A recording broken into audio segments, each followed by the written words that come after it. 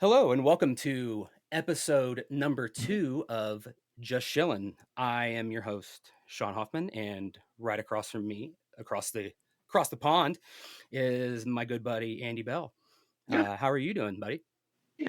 Good evening, Shawn. I'm good, thank you. How are you keeping?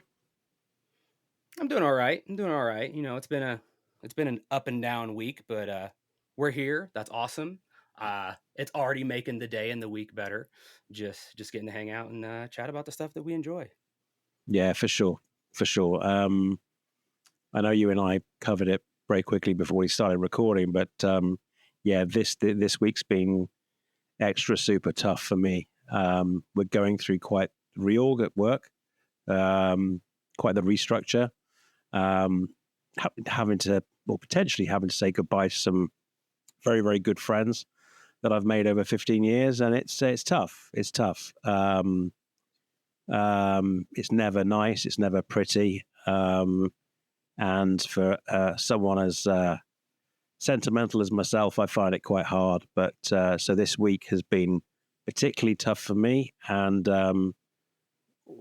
why I'm so glad that we're talking tonight, because it's quite the nice respite from the craziness that's going on in the office at the moment. That sucks to hear that, man. I'm glad that we get to have a moment of escape, but Yeah, and absolutely. hopefully make it a little bit better. But our thoughts are with all the people that are affected by all that stuff, and yeah, that's rough. Yeah. Yeah, it's tough, and these are clever people, infinitely more clever than I am. So I'm sure they'll land on their feet. But it's never nice. It's never a nice thing to have to go through. But anyway, we're here, and I'm pumped because, as I said, this is my nice little oasis away from the chaos of the normal world. So yeah, I guess we'll start off as we did last week with. So, what have you heard? What's going on in the ether at the moment? What news has really shaked your world or rocked your world this week that we can perhaps talk about? So there's, from my side of things, there's a couple things that kind of really stand out from this last week. The one for the first one is that I'm really excited about. It's not necessarily news, but it was the release of the Masters of the Air show. I got to watch the first 2 episodes. Oh yeah, I'm digging and it. I'm digging it. oh good, good, Yeah, good. it's Is it like is it I don't as have a lot of feedback. It's only 2 episodes, but it's but at the different. but at the moment Go is ahead. it as good quality as Band of Brothers and the Pacific? I think if you compare it to the first 2 episodes of those, like if you were watching those Yeah, yeah. again from the very beginning, I think we're right along in that same vein. Oh, cool. It was like I can tell it's going to go somewhere really cool when you see the previews and like, oh, this is gonna be awesome. But it's just setting it up. It's like introducing you to some of the characters. I am like, I'm not going to talk about. I mean, it's not really spoilers, but it's like it is interesting to see that they're going with they're really kind of focusing on like more of the leadership of the command in the group instead of like the other two where it's more of like the low, like the infantry and kind of Sure. the bottom. But it's interesting to kind of see it come from like a command, not a command, but like a leadership level. So it'll be interesting to see how that goes. But no, I'm really enjoying it.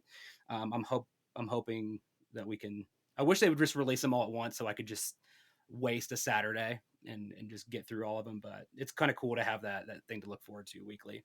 Um, so yeah, No, there's that's that. cool. There's that. And I will get around to it as well. I promise you, I will get around to it. It's just that there's so much stuff to get through at the moment. Oh, for sure. It's one of many. Yeah, the other thing that's more newsworthy that really stood out to me was the new Ghostbusters Frozen Empire trailer. Yeah. Yeah, I think growing up for me personally, I wasn't a huge Ghostbusters fan. I think it was more of a slightly different time. Like I definitely had the toys that I really remember, and like it was it was interesting to me. But with the new kind of reboot and the stuff that they've been doing with, I mean, I've enjoyed all of them, but I think the stuff that they did with the most recent one, and then now this one coming up, it's like it feels right. I really like the vibe they're going with. Um, I don't think that vibe works for all franchises, nor do I want it on all franchises where it's that very much of a rehash of the same thing that was before, and like staying in that same vein and not really taking a lot of chances. That's kind of a negative way to say it, but I think I'm saying it in a positive way. It's like I'm glad that they're kind of staying in that same vein for these Ghostbusters movies because I really like it.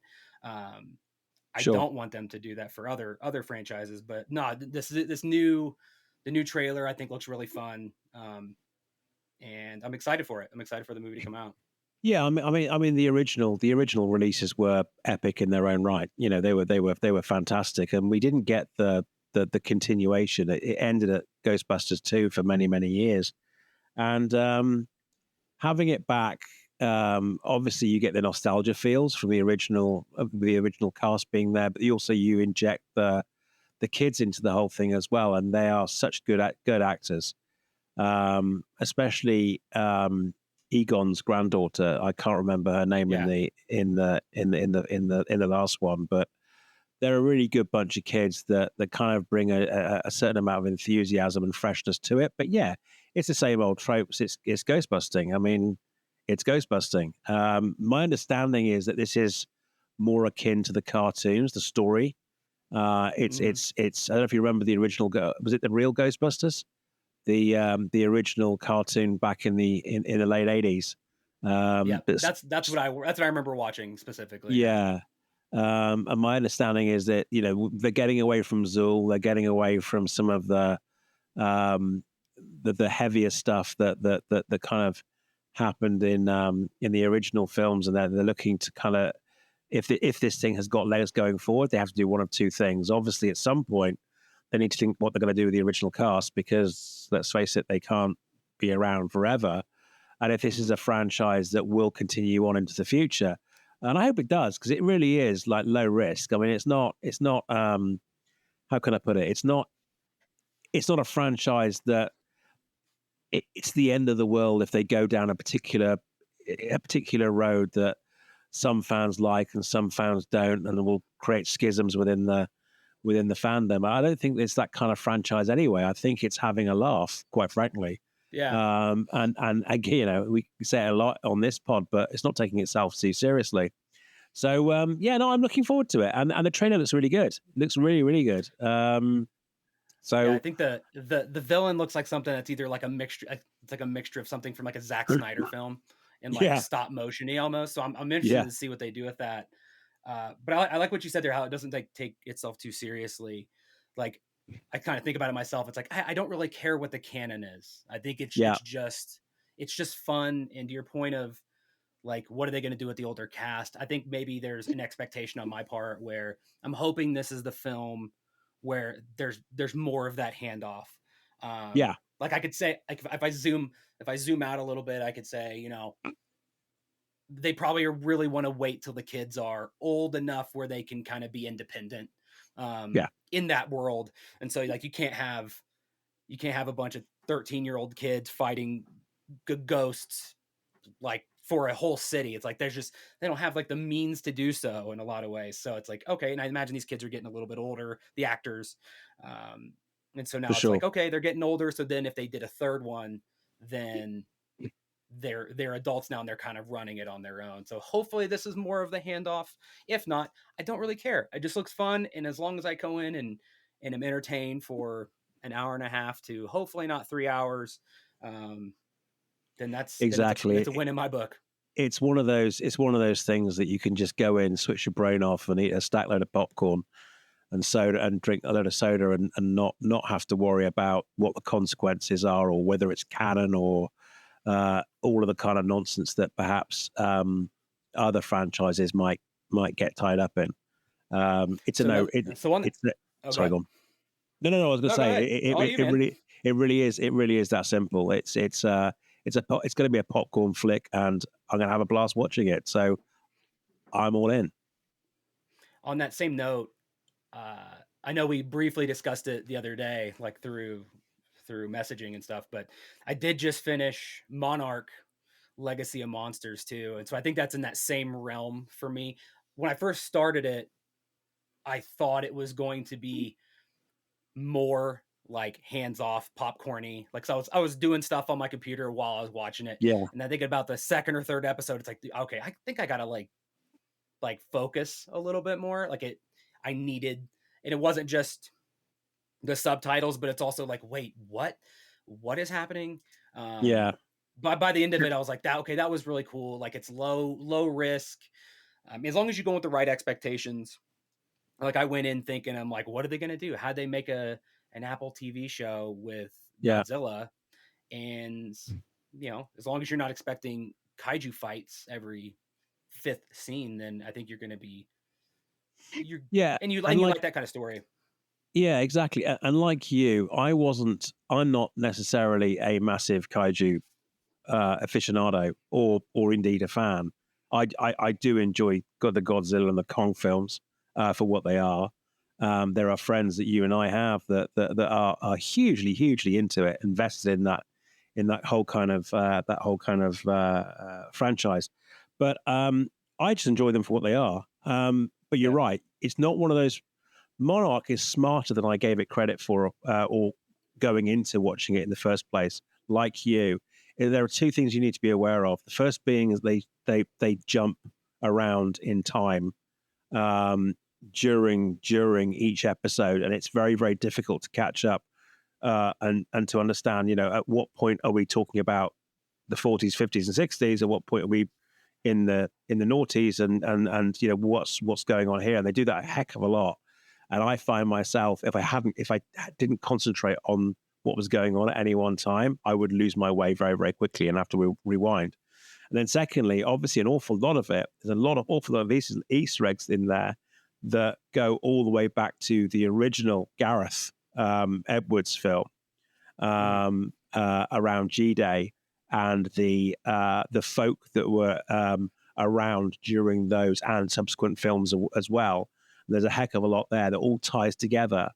And obviously you've got the opening scene is with oh come on, John Goodman, John the Goodman, John yeah. Good from the Kong from Skull Island. Mhm. And then obviously you've got and then the guys that end up being the founders of Monarch are hugely have links, uh, quite deep links with all of the other characters that we see and the story events that happen in those first few Godzilla films, and because I hate the idea of missing something like that and not just and letting it just go by, I would find myself again going back and double checking what do they mean by that, and what that clearly was a reference to something. What does it mean? I enjoyed it. I thought it was really clever. To your point, I thought the production values for a TV show were amazing. I thought that when Godzilla did finally get out and about every now and again, I thought that it looked fantastic. Um, but he was used, the kaiju were used very sparingly, and I understand why. It was Yeah. really more about the human story and the foundation and the ongoing work that Monarch do. But I enjoyed it, and what came away from it was a compelling story. And it's funny because I wasn't disappointed with not having lots and lots of monster fights. And I understand that Mhm. I understand that the latest Godzilla film from the guys over at Scruffy's, there's not an awful lot of Godzilla in that movie, in the actual movie as well. It's more about the human story, which makes it so compelling. So yeah, no, I enjoyed it. It was a good one, and I hope that they get the green light for season two. I will like when you mentioned like the human story, Hmm. I think that is my one like big story takeaway of just I always like to pretend like I'm the fly on the wall when like story meetings and stuff are pitched or when somebody's writing or whatever. A lot of the stuff I've never been a part of, and just I'm just curious how it happens. It's one of those like life mysteries thing for me.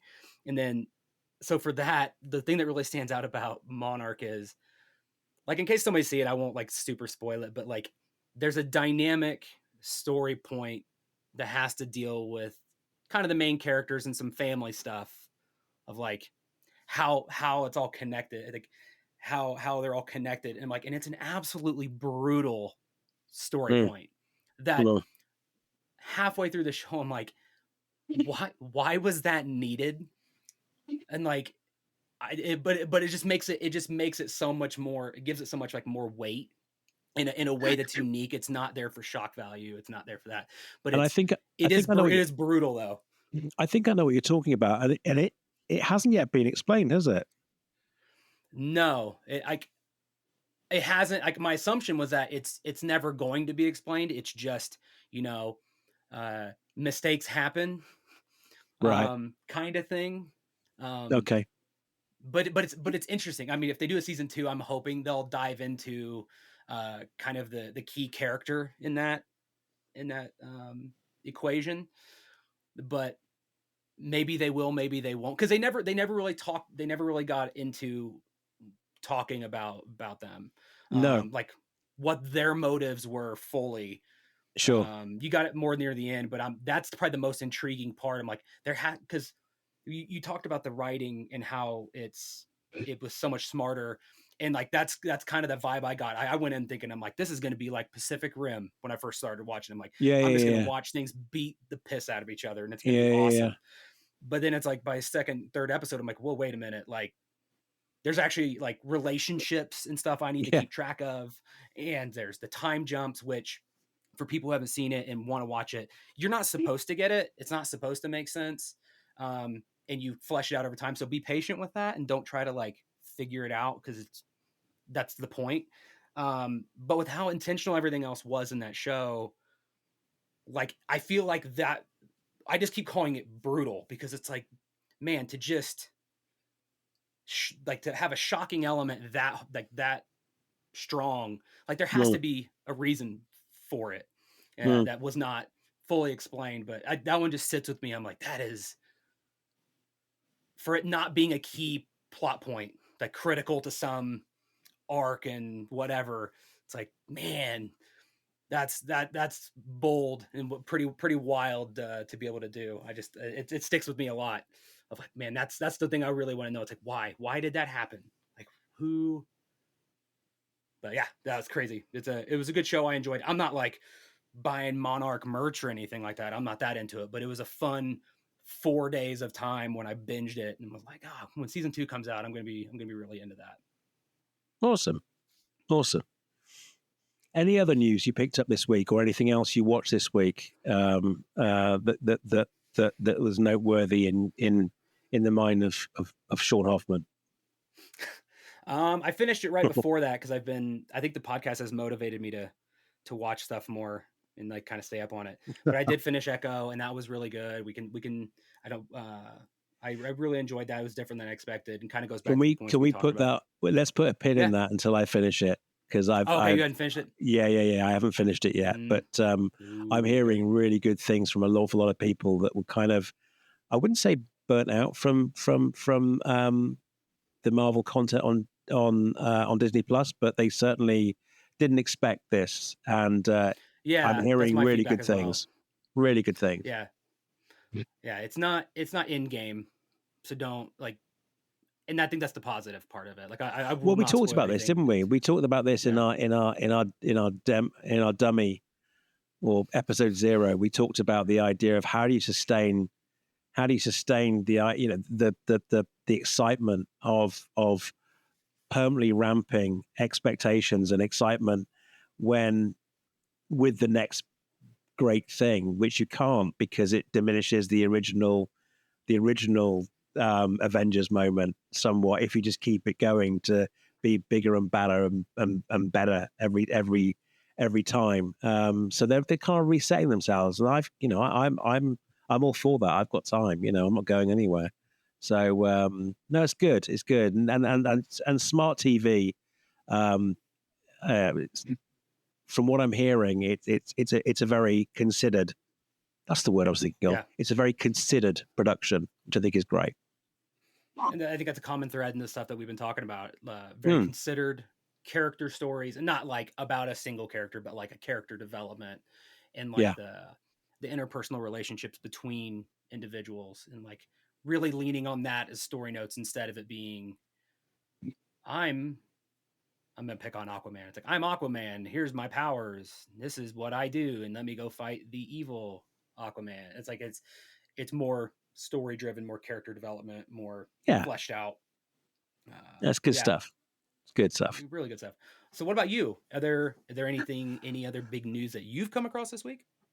News, yes. There's a couple of things I've that have had my ears twitching this week. Obviously, there's I also saw the Ghostbusters trailer when that came out. Loved it. Thought, yeah, that's going to be a great film to go and see. Switch my brain off. Top Gun 3 has been announced. I'm not a particularly so the original Top Gun came out when I was a teenager, and it was one of those films where that inspired a generation, myself included. I'm going to be a fighter pilot. Yeah, but you're too big, and you've got bad eyesight, so that's not going to happen, is it? But the point I'm trying to make is that back in the '80s, Top Gun, when it was originally released, was an amazing um, recruitment movie for young men like myself to aspire to be flying around in jet planes and to join the military, which I soon shaped myself off and didn't go down that road. But anyway, the point being is that I've never been a massive fan, a diehard Top Gun fan. I enjoyed the sequel, that came out a couple of years ago. It certainly saved the box office when it came in the most dire of times during lockdown or post lockdown. Sorry. And there's a third film coming out. It would be great if there was a little bit more of a different kind of plot, in that there's an objective from a foreign superpower that's a threat to the world that has to be taken out. It'll be nice to see them do something different. But heck, I mean, it's a Tom Cruise movie. It's going to be glamorous. It's going to be amazing. The guy's absolutely insane when it comes down to doing his own stunts and making it feel as real as he possibly can make it. So I'm looking forward to that one. Highlander, the original one with Christopher Lambert, is in my top 10 of favorite films of all time in my mind. I didn't care so much for the sequels. The second one in particular was quite bizarre and quite strange to get, and took quite a lot of effort to get my head round, because as a viewing public, kind of completely went opposite against the grain of or the themes of the original movie. But the original movie, for me, came out at the right time. Amazing banging soundtrack from Queen, and the subject matter at that moment in time was really, really fresh. And then obviously, like I said, you got Christopher Lambert, but most importantly, you got this awesome guy in Clancy Brown playing the main protagonist, and he was absolutely awesome in that role. It's going to have a reboot. It sounds like a reboot rather than a follow-on or a reimagining. It looks like it's going to start from scratch all over again. And we've got Henry Cavill in the title role of Highlander. If it was anyone else, I probably would be less excited, because we are at a stage in our lives where reboots, remakes, reimaginations of old classic media seem to be the norm, and it can work, and sometimes it doesn't work. And so the idea originally of a reboot of Highlander wasn't particularly welcomed by me, shall we say. But knowing it's Henry Cavill and knowing the amount of love that he has for source material, we saw that with Yeah. Witcher, and knowing how he will make sure he can do the best possible job he can, I feel good about that. And if there's a way that he can really bring back the romantic and the classic and historic feels of the original film, will be absolutely awesome. So I'm looking forward to that. And I'll be honest with you, I perhaps wasn't until it was confirmed that Henry's involved. And then lastly, in terms of news that I picked up this week, and I think for an awful lot for an awful lot of you guys, but also our listeners as well, they won't know what I'm talking about. But there was, as a kid, I used to read an awful lot of comics. One of my favorite comic was 2000 AD. 2000 AD obviously was the publication that gave birth to the likes of Judge Dredd and other types of characters. And I love the Dredd films anyway, especially the one, the most recent one with Carl Urban. I think it's awesome, an amazing take on the original comic. However, there was also another storyline called Rogue Trooper, and Rogue Trooper is basically a genetically engineered infantryman. Think of it very much like the Spartans, if you like, in Halo. Albeit they're leaner, they're faster, they're quicker, and less more of a heavy. But the point being is that he is one of many genetic infantry men that were developed to fight a particular civil war across the galaxy. It was very clearly back in the 80s, very, very akin, despite being in a futuristic setting, it was very, very much like the West versus the East. It was very, very much focused on the excitement and the fear that we had during the Cold War. And I'm not going to ruin it for anyone, but the point being is there is a story whereby he is on his own and he has to make his way back to a particular location for a particular reason, and he's got a lot of equipment with him, which becomes more relevant without giving any spoilers. His equipment is everything to him, and there's a reason for that. And it's a beautiful story. It's a fantastic story. It's really, really good fun.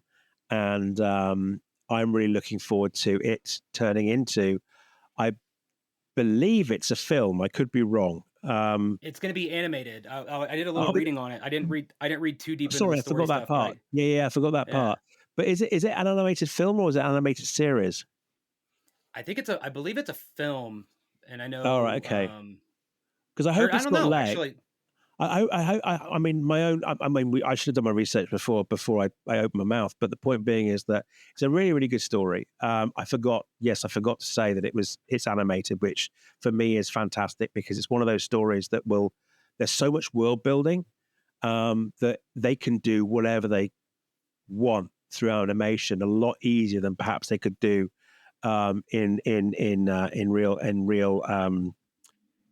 with practical effects and so on and so forth. So I'm really stoked for that, and I hope it does. If it is a film, I hope it goes on and on and on because the story is very, very protracted in itself to get to his end destination and his end objective. But it's a great subject, and I'm really stoked about that. I'd say that's the one thing this week that really got me pumped. Outside of the So news, sorry, go on. to jump in on that real quick. I mean, I wasn't familiar with it ahead of time, but I saw your note. You saw your note about it, so I kind of dug in just to. Yeah. I was like, I have no idea what that is, so let me dig in. And I was actually pretty taken by it too. It's like the fact that it is going to be a film. I just looked it up. Oh, okay. And they're doing it. They're kind of animating it with character animation using Unreal Engine 5, and so they showed like a still of it, and I'm like, I think it's just early. Like I'm like, wow, that's not anything to write home about. But the story, I won't spoil it either because I don't know the full story. I just know like the rough synopsis, which I won't touch on some things that you were kind of talking about.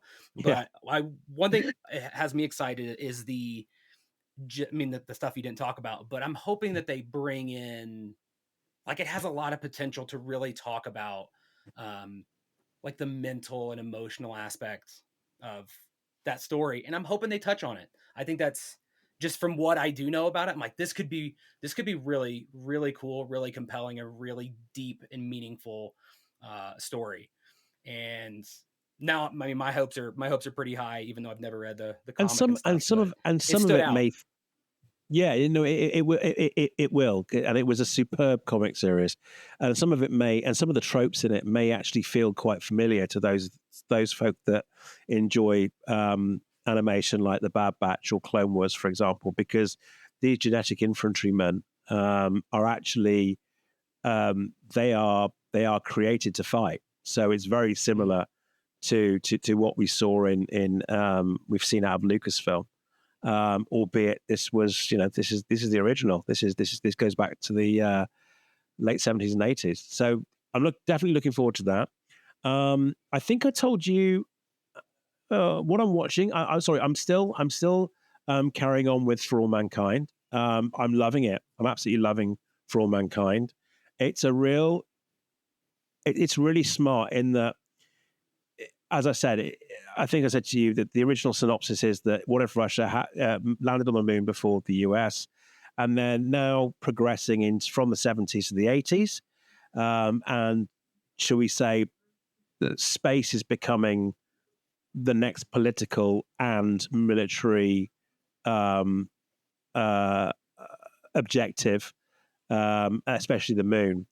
And what's really smart about it is actually the subtle stuff. So you see all the main story, the main plot. So bases being built on the moon, not conflict, but tensions between Russia and the US rising, and there's being some frustrations there. But the real subtle stuff in the background is really cool because they've already changed history. There's things like, and it's the background stuff that I really sometimes really zone in on, and it's oblivious to most folk, but I'll zone in on it. For example, now they're in the 80s. Um, they There's a scene being played out, and in the background there's something going on the TV. There's something on the television that's going on in the background. And what I found really fascinating as a Brit was that they were covering, because it was the early 90s, I think it was 1983, when Prince Charles, now King Charles of the UK, married Diana Spencer, as everyone knows, Princess Diana. But in the background of this scene taking place, he didn't marry her, and he actually married the woman he's married to now, Camilla, which is what he always wanted anyway. If it hadn't been for the bureaucratic bullshit of our own monarchy and the rules of or the supposed rules back then of who monarchs should be marrying and who they shouldn't be marrying, he would have married his current wife 20 or 30 years ago, but he didn't. But in the story, it's a subtle thing in the background. He married Camilla instead of Diana, which I thought actually that's quite funny, or sorry, actually quite smart. That he it kind of happened the way it kind of probably should have done, It's as like a opposed to butterfly effect. yeah, as opposed to unfortunately the way it ended up, which created an awful lot of heartache for that tormented that tormented family. Anyway, so I've been watching that, and it's been good fun. I had the weekend to myself. I don't know if you picked up on this in the messaging. Lucy, love her to bits. She went off to London to go and see the girls, and she went taking a show with them. So she stayed overnight. So I had the TV to myself for a good 24 hours, which was brilliant. So I picked up on a few things. First one was I got to see well, should we say a non-popcorn film, a proper film, because I wanted to give myself a little bit of culture. So I ended up watching Killer of the Flower Moon. Amazing film. I would say a must watch to everyone. And I would argue that the it needs to be in anyone's reading material as well in terms of the novel. I mean, it's a phenomenal film, heart wrenching, and really quite sad that that that that The historical elements to it. yeah, there was so much lawlessness around um, when it came down to the treatment of the indigenous Americans. It was A really, really good film, and I implore everyone to watch it. I also then thought, hey, I need to cheer myself up now, so I need to watch some popcorn trash. So I ended up watching Bird Box Barcelona. I don't know if you remember the first Bird Box with Sandra Bullock. It was a Mhm. Netflix exclusive, whereby, if you like, an otherworldly or an alien species that nobody can see, um, basically. Takes over your mind if you see them. So hence the reason why most folk are blindfold, or they blindfold themselves, and they try to. And in the first film, Sandra Bullock and her children, I think it is, or make it to a safe haven by using their cunning and other senses as opposed to their eyesight. So I saw the sequel. It's not a sequel actually; it's more of a spin-off from that. And it's in Spanish. It's called Bird Box Barcelona, and I quite like subtitles films every now and again in a language that I don't. Well, first of all, I tried it initially with dubbing. Don't do that. It's awful. It's absolutely awful. So I did watch it with subtitles, and it's an okay story, but it wasn't. There was nothing particularly original about it. It was very much, there was a start, a beginning, and an end. It kind of expanded the Bird Box universe, which I'm really, really happy about. But I wouldn't say it was my favorite of the stuff that I watched. I watched Extraction 2 with Chris Hemsworth. Nice. Absolutely loved it. It's a completely nonsensical, silly action movie, and I loved every minute of it. It was brilliant. In particular, the first half. So in the first half, there is a particular scene, which is basically the first action scene in inverted commas, and it goes on for 20, 30 minutes. This scene, this big caper that happens at the beginning, and it's all filmed. And if it's not filmed in one, it's all filmed in one shot. And if it's not filmed in one shot, it's damn well edited, extremely well to look like it. It's a little bit like what they did in is it Ni 1917 or 1917, yeah. yeah, 1917, and it was all kind of one continuous shot, little bit like that. But goodness me, do they squeeze in the action within that consistent action scene. It's really, really good. The second half of the film is a little bit cookie cutter, but I'm okay with that because Chris Hemsworth looking beautiful on the screen, with lots of guns, an unlimited supply of ammunition by the looks of it, and pretty much beating the crap out of everyone. And I really, really enjoyed it. And then lastly was a surprise. It was getting late at night. It was about 1 a.m. And I thought, oh, let's go for the gamble. Let's have a look at something. And it's a film called Vesper, and it's about how can I explain this?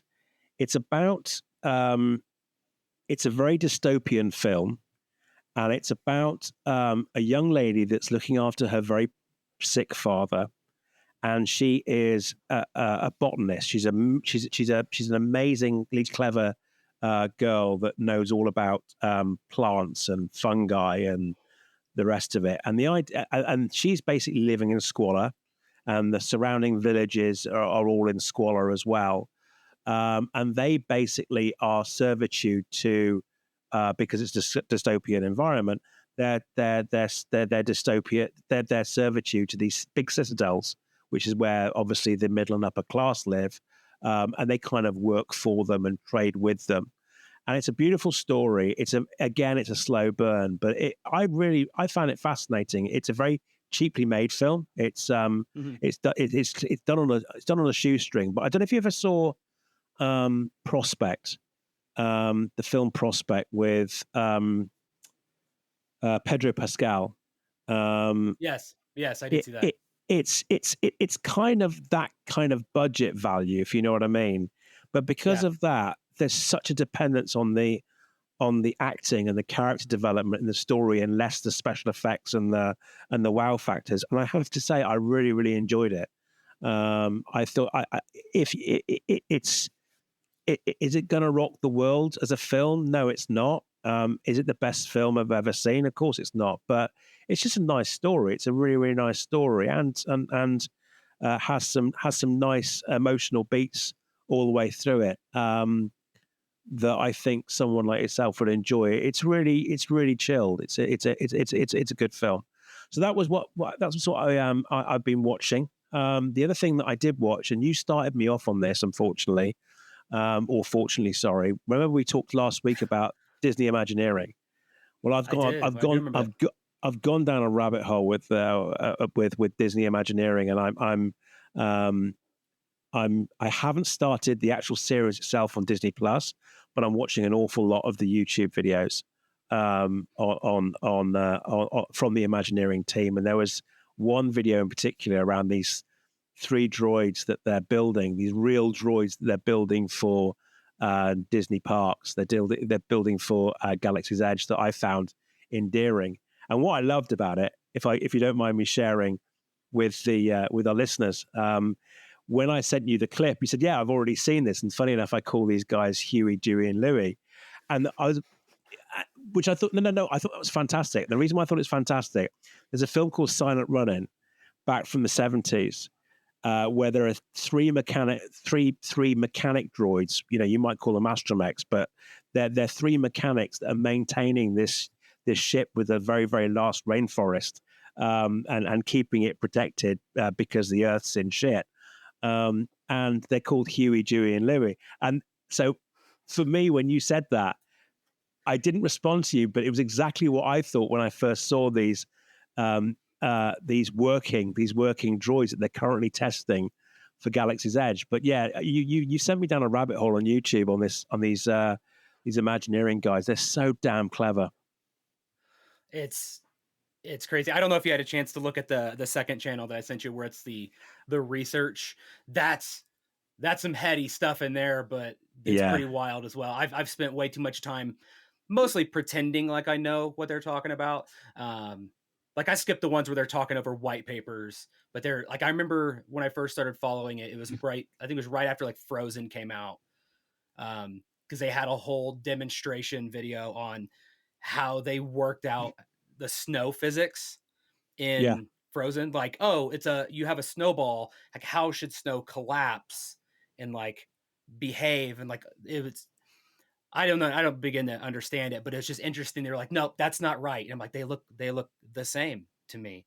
They're like, no, it's got a clump and do these other things. I'm like, no, I need to watch this. This is interesting stuff that is just wild to me, that there's people out there solving these problems of like, that snow, it's not real enough. And I think we take it for granted after a while. And it really kind of made me appreciate the advancements and stuff like yeah, computer animation and all that. But yeah, it's wild. yeah. No, I loved it.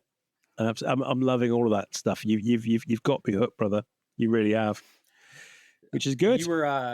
You were mentioning a minute ago of like how Vesper's kind of like a, I don't think it was relaxing, but you kind of said something in that like calm, in that way. I do that. It reminded me of something else that I watched recently. Um, but it's usually like right before I go to bed. Like we'll usually watch something relaxing for a long time, like something that's kind of like you can shut your brain off and just kind of enjoy. For a long time, that was like going through Bluey and things like that. Yeah, But yeah, yeah. the one we watched recently was on Netflix, that Pokemon Concierge show.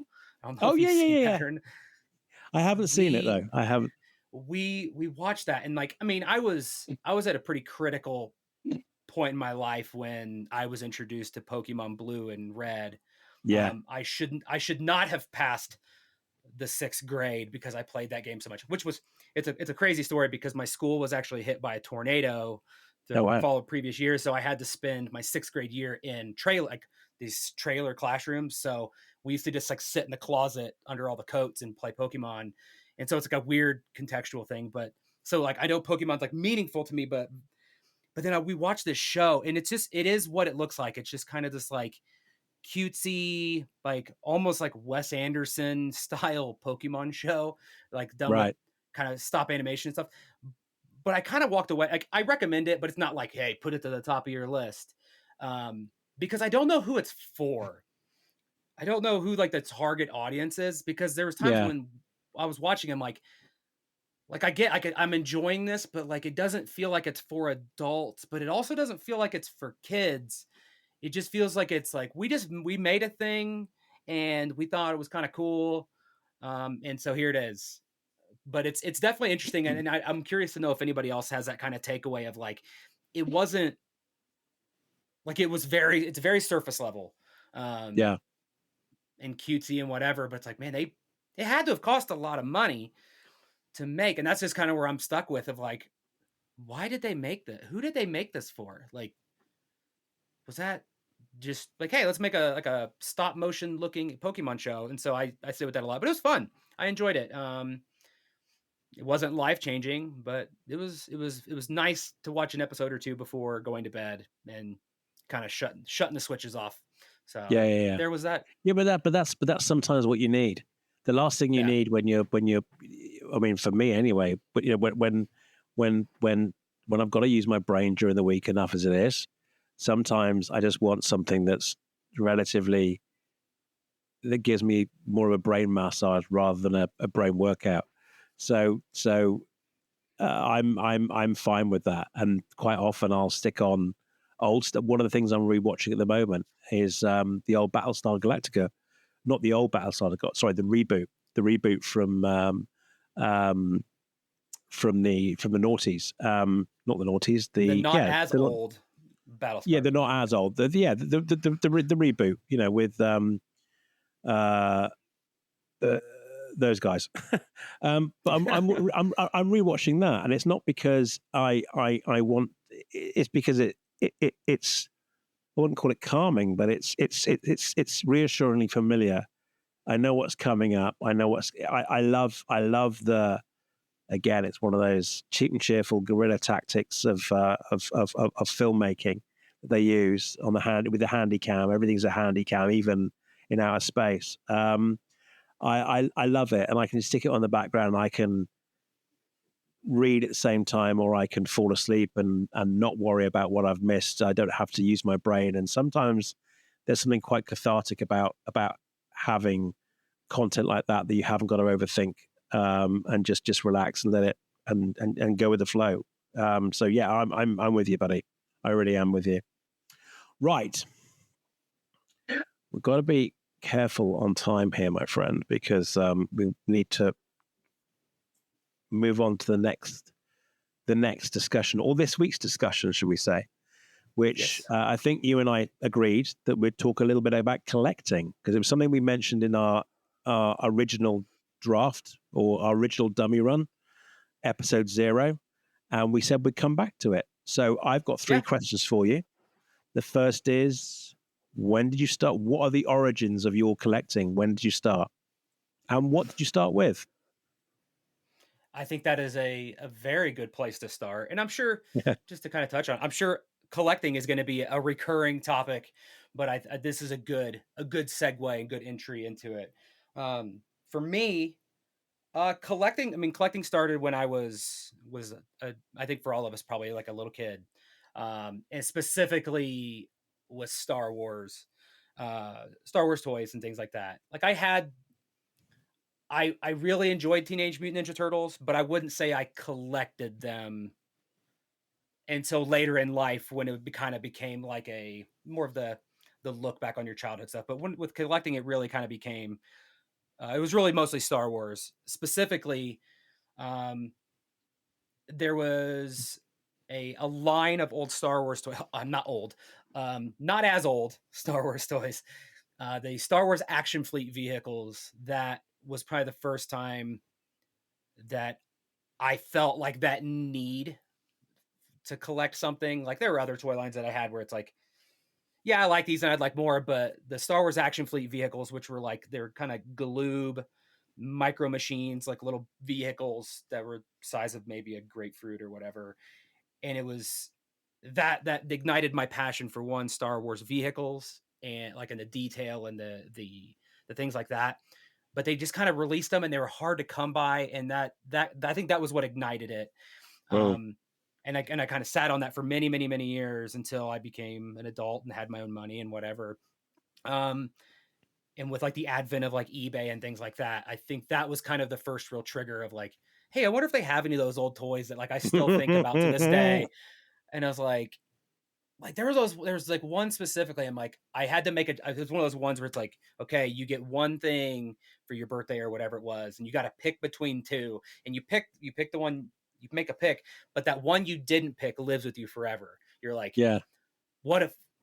How would my life be different if I would have picked that other one? Maybe like you never know, it would have been better or worse. But that's all I think about all the time, and so that's what triggered it. I'm like, I'm gonna get on eBay. Like, I wonder if anybody's got one of those? And then it just went down the rabbit hole, and it's all Yeah. Yeah. history from then. And that what's funny is that collecting of, because I picked up more of those, obviously.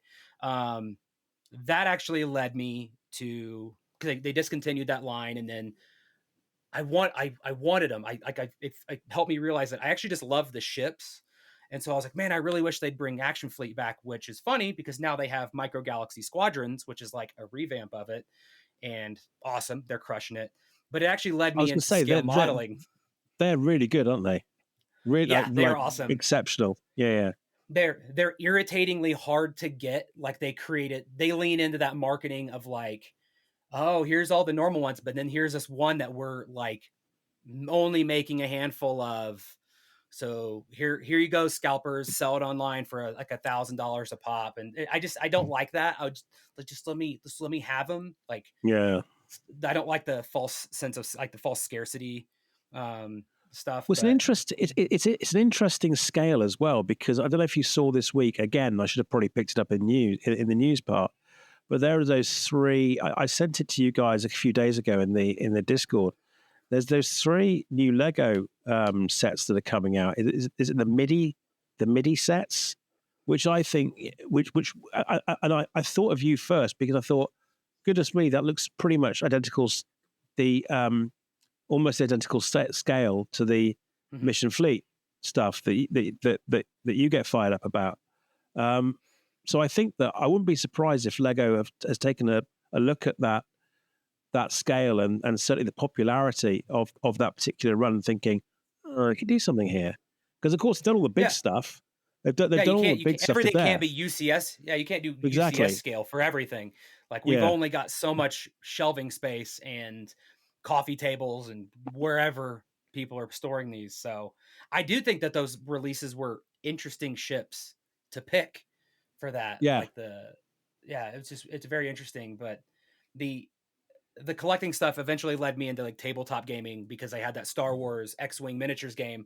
I'm like, oh, cool, more ships. Oh, And then it's like you could see the progression. And it's like after playing a couple tournaments of that, I'm like, hey, you know what I don't like? I don't like standing over this table for 3 hours. I actually just like the ships and I like to paint them. And then it's like, you know what I could do? Then I discovered Bandai scale models yeah. for Star Wars, which are the level of detail and stuff that I craved. And then also like as being somebody who sits at a computer all day, to be able to kind of step away and force myself to spend time and do stuff with my hands, which I really, really enjoyed. And like, I won't say I'm not a gifted painter. It's never been something, but to force myself to work at it, like, and now like I could go to the store and buy a bunch of toys, or I could buy a bunch of modeling crap and work really, really hard on something that's really, really special and important to me. It kind of slows down the collecting in some ways. As I say this with all this crap behind me on the video feed, but it's like I don't have any more room, so I need to slow it down Yeah. and do stuff that's more meaningful because I can't afford a million hot toys or things like that. So how do I make higher quality items specifically with ships?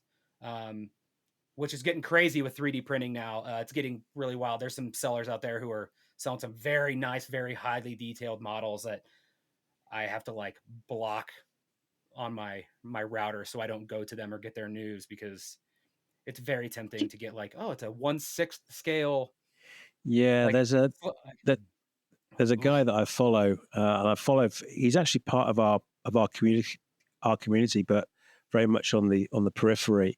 Really good guy called James, and he's a very, very clever maker, and he like many folk scratch build and kit bashed an awful lot of Mhm. creative stuff, and he discovered the 3D printer, and it's changed his life. It's absolutely It's a changed game his changer. life. Yeah, yeah, yeah, yeah. It's interesting. I mean, I don't have the skill or um the kind of disposable cash at the moment to go down that line, but I am in awe, and I do respect folk like yourself that go down that rabbit hole. Um, I just wish I was better at the modeling part of it. Like there's a fortune to be made by somebody if they are good at 3D modeling yeah, to do that kind of stuff. I mean, you got to be good about like keeping your stuff like to yourself, like not like letting it get resold on Etsy and stuff, but there's a market for that of people who are hungry and have that disposable income and don't have the modeling skills themselves to to print and do these high quality figures, et cetera, and then yeah, and do things like that. But that's pretty much the core. I mean, obviously now I have a room full of stuff, and now that I'm older, and when I do have disposable income, and it's whatever, I like to dabble in some of the stuff that I remember as a kid and get kind of recollect some of those items. mm, I mean, Star Wars is the big one, but I still dip in turtles a lot.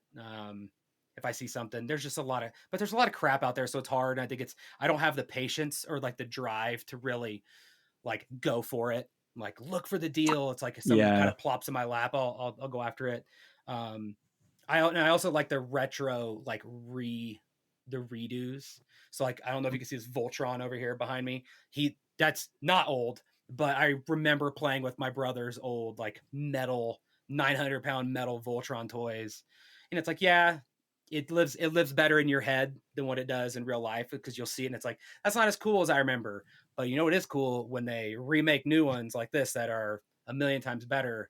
And so yeah, I kind of get stuck in that loop again. It's a yeah. funny That's that point. that Is my that's interesting actually, because I was thinking about it. I was thinking about this the other day in that you know the the original Kenner figures, or in over the UK, was manufactured same stuff, but it was manufactured by a company called Palatoy, and the it, the quality of some of it was absolute bobbins. It was rubbish, and you can compare to what we could get as kids to Black Series, for example. I mean, some of the latest Black Series with pinless tech and the laser printing or the laser scan faces and everything. It's a different world. It's phenomenal, but it doesn't actually. It's not necessarily better. Do you know what I mean? yeah yeah It's really strange. Okay, so I've got one last question for you, and then we can kind of spin it if needs be. But if money was no object, so we know your origins, which is very much about collecting toys as a child.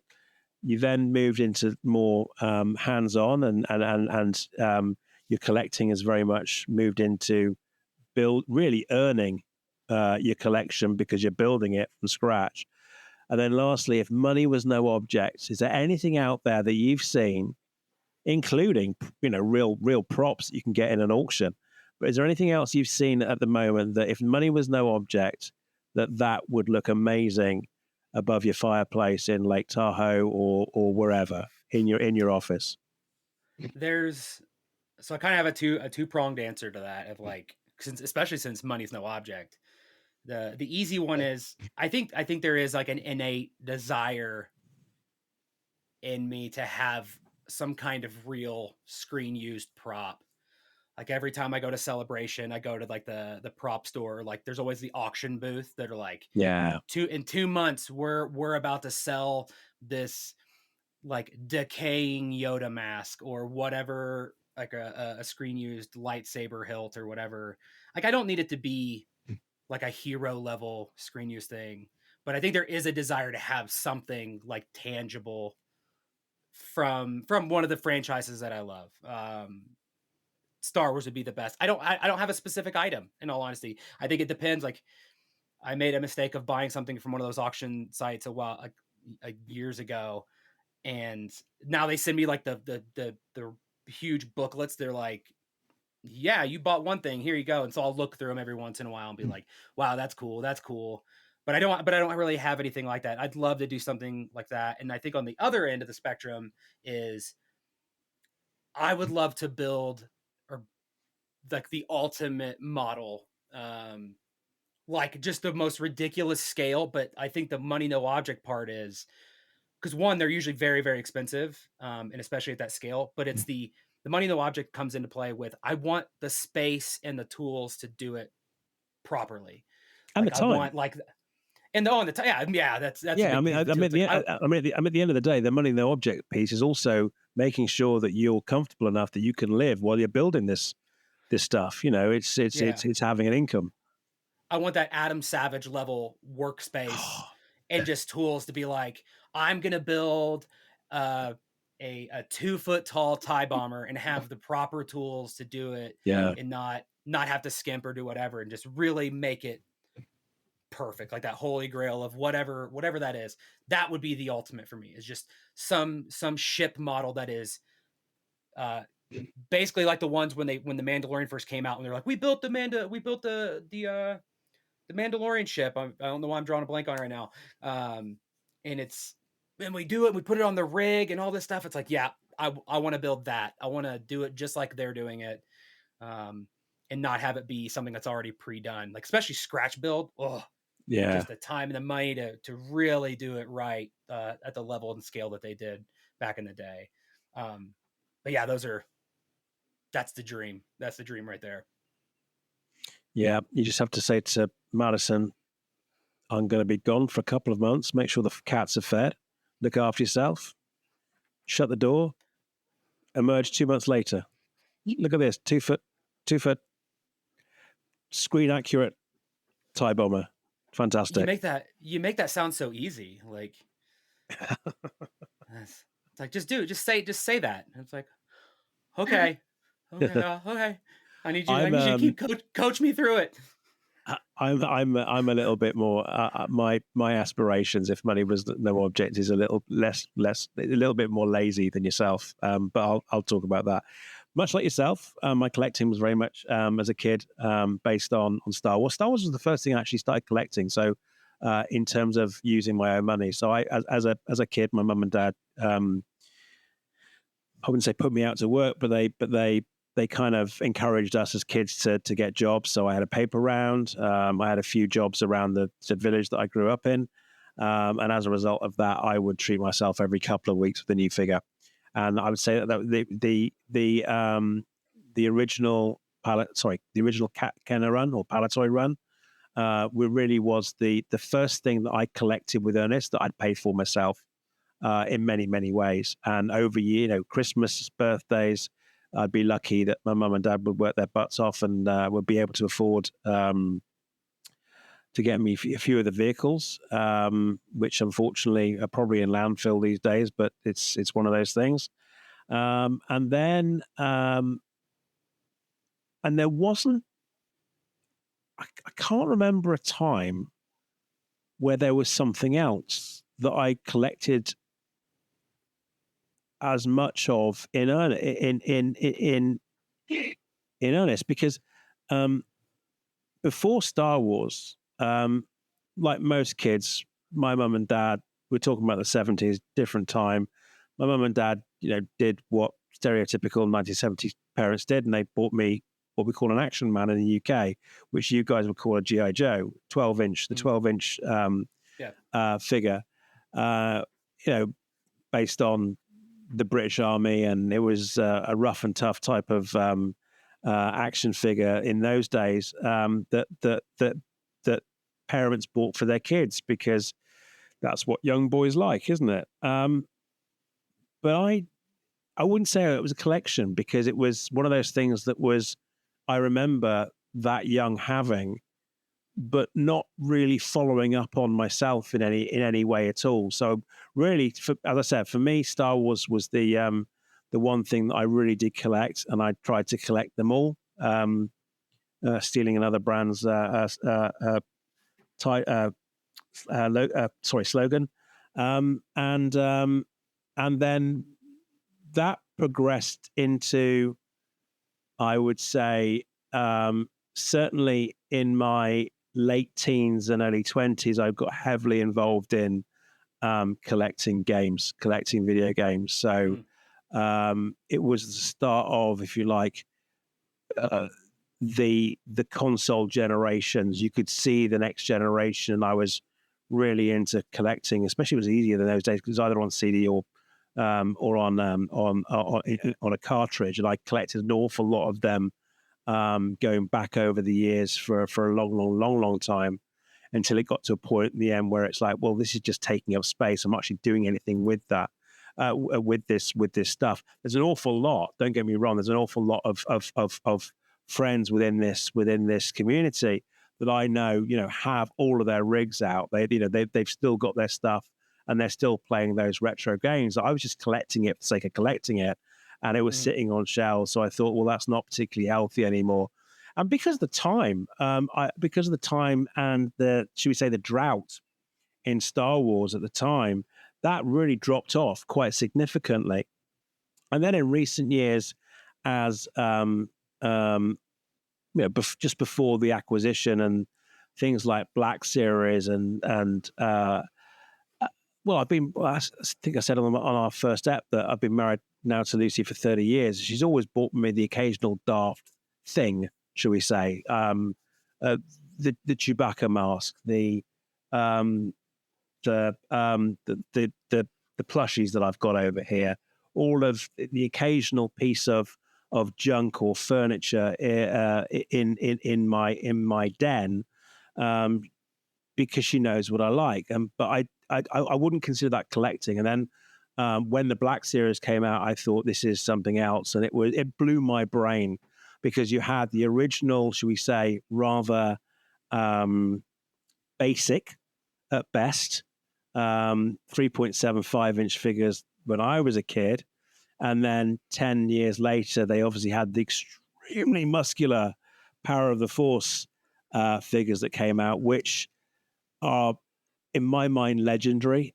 I know that I bought a load recently, for example, when I went on a toy hunt with a couple of the scruffy guys. I bought a load, some of them recently, and they're worthless. I mean, you can pretty much buy them for a pound a go at the moment if they're out of box, and they're hysterically disproportionate as figures, and I think they're fantastic because for there's all so the much there's so much plastic in them that we're going to use them to fuel our cars in 20 years. oh, it's Like just hilarious. Honestly, they're so hilarious. I mean, that original, well, not original, but the Power of the Force one, Luke Skywalker is. It just makes me laugh how muscular the guy is. It's hilarious. Anyway, Black Series came out, and I got the bug. I got the bug pretty much straight away. They were reasonably articulate. They were painted extremely well. They were at that time the premiere or the premium action figure experience for Star Wars. They looked great. They were proportionate, and I went down that rabbit hole. But I think I said to you a couple of weeks back that I really did have to pull myself back from that when I kind of lost interest in the mindset, or I lost the mindset. Sorry, not lost interest, but lost the mindset. I had to get them all because they really had started ramping production and introducing more and more a year.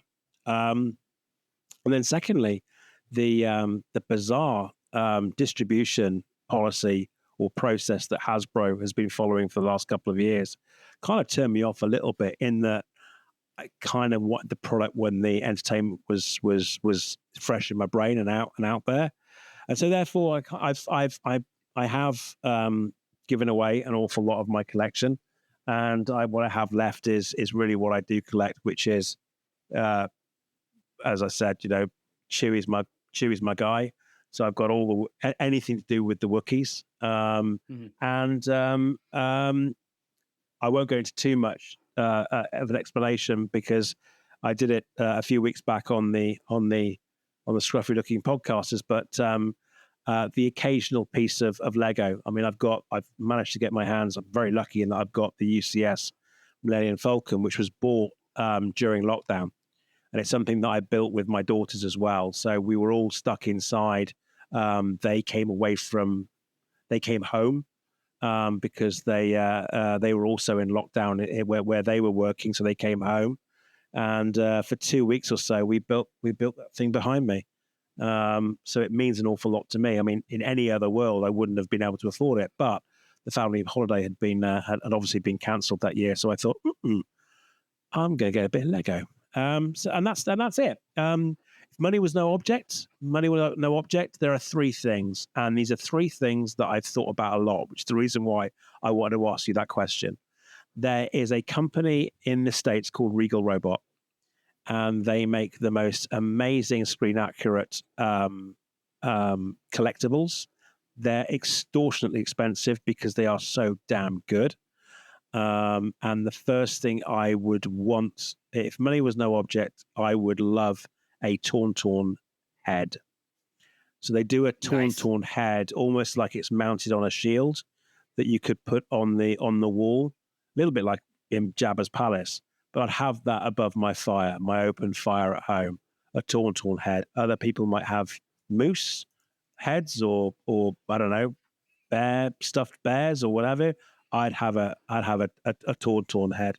And the two other things I would love, the next thing I would love is there's a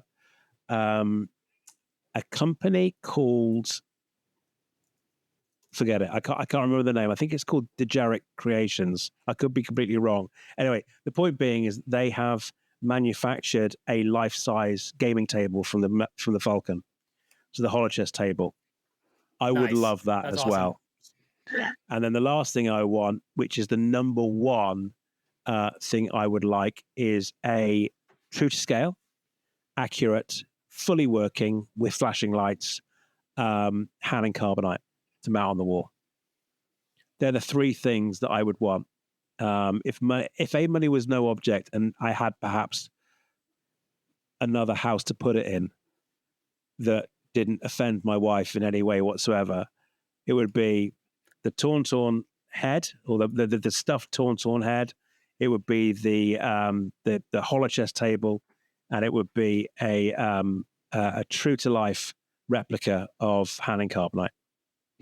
I would like to add something to my list based on what you've said, because it's reminded me.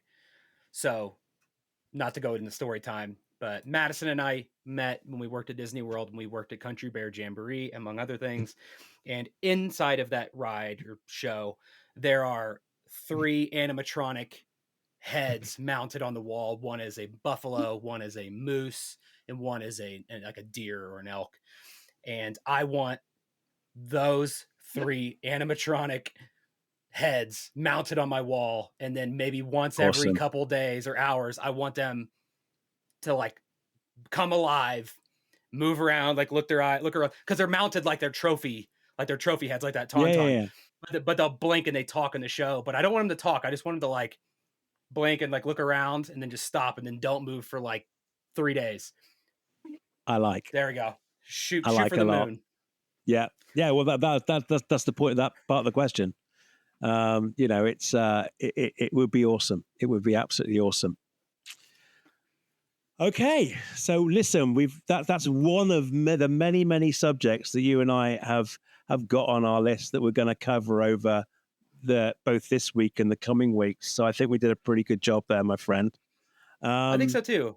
One thing I want to set in stone now, so we can talk about it sometime in the future, is we did get a nice shout out on from our friends over at the Sith List, and they happened to mention something about, there could potentially be some, negative thoughts around Taylor Swift maybe being cast in Star Wars. And I think there's a lot of positives to that, but I won't go into them this week.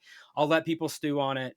But I'd love to, throw that in there for next week, because I think there's a lot of positives that could come from that. That's just my thoughts. So yeah, I mean, I'm sure between here and next week we can think of some exciting roles that she could play in Star Wars. But on a serious note, thank you so much, guys, for shouting, giving us a shout out.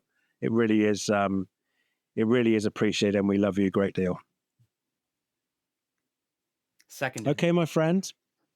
So that's another week done. This is number 2, officially our third, but well, sorry, officially our second, but really our third. So we're still doing it. We're still moving and shaking. I look forward to speaking to you next week, my friend. Yeah, same as well. If people want to find us anywhere, just go to our website at justshillin.com. You have links to all of the podcasts all over the place they're hosted now, and yeah, find links to everything there. Excellent. But until Take care, then, folks. Stay safe. Stay happy. bye.